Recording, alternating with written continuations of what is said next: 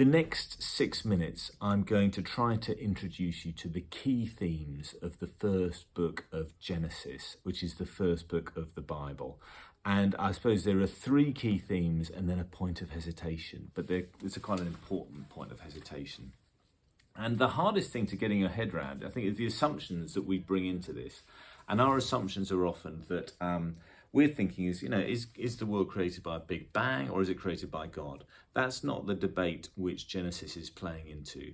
The debate Genesis is playing into and the writer is engaged with is the world created by many gods or is the world created by one God?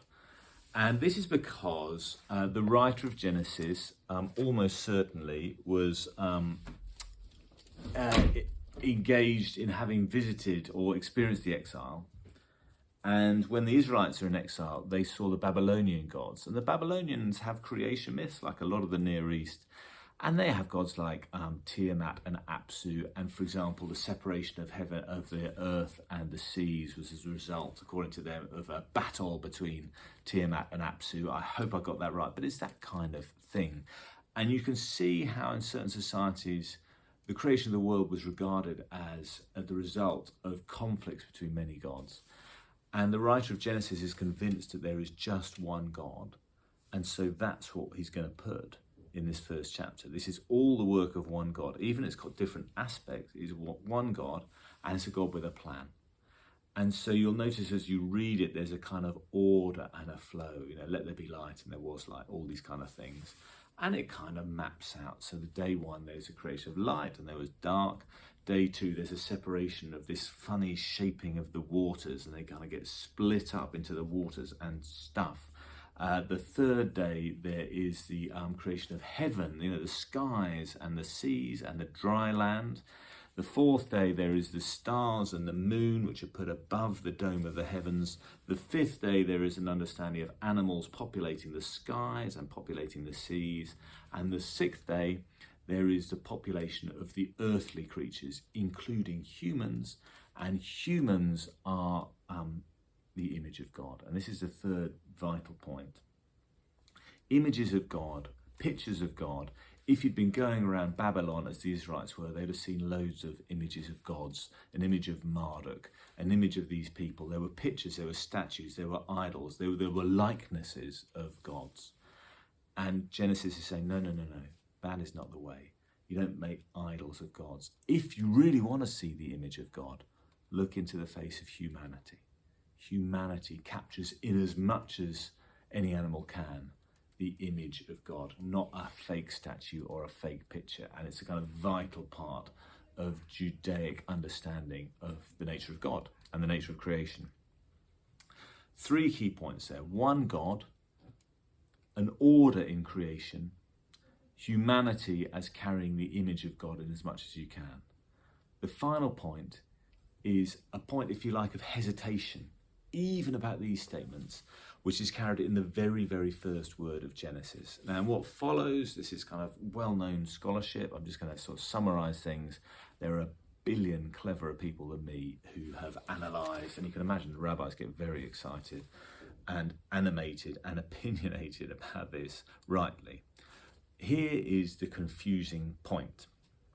The first word is almost untranslatable because it is a grammatical mistake.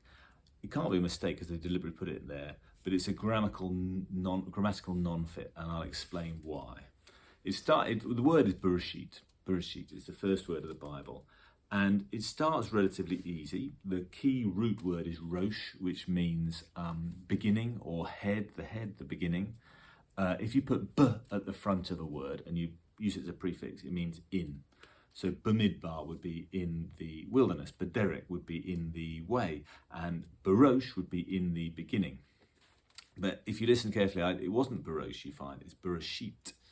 And this is not the absolute version of a noun, the construct version of a noun, which we generally translate with of. So an example which is quite famous, curiously, is Osama bin Laden. Okay, it's Arabic, but Arabic's related to Hebrew and it's got a construct. So in Arabic, Ben would mean son, but bin means son of. So this is the person called Osama, who is the son of Laden. Osama bin Laden, son of. You see, of. is a construct. And what we have here at the beginning of the Bible is in the beginning of, and what you should expect is another word in the beginning of the story, in the beginning of the world, in the beginning of time, in the beginning of something. But there is no other noun. It's just in the beginning of, and then we get God created the heaven and the earth. So even now, if you pick up a Bible, I've got one here, this is the New Revised Standard Version, there will be like an asterisk in the first verse. In the beginning, when God created, and then there's the asterisk, the heavens and the earth, and they've had to put an alternative. Or when God began to create, or in the beginning God created. It is like an untranslatable word because it doesn't kind of compute grammatically. And it can't just be like a mistake, because you can't make a mistake on the first word. There is a reason for this. And what is the reason behind this seeming mistake?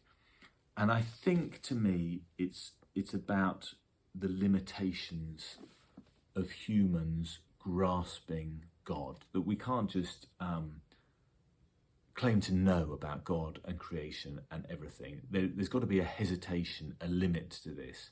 So it's almost like a reminder at the start that whatever else I say in this chapter, or frankly the Bible, you've got to remember these are limited human words about God's infinite, enormous presence. And so if I was going to try and summarize Genesis 3, there is one God. God had a plan. The humans are made in the image of God.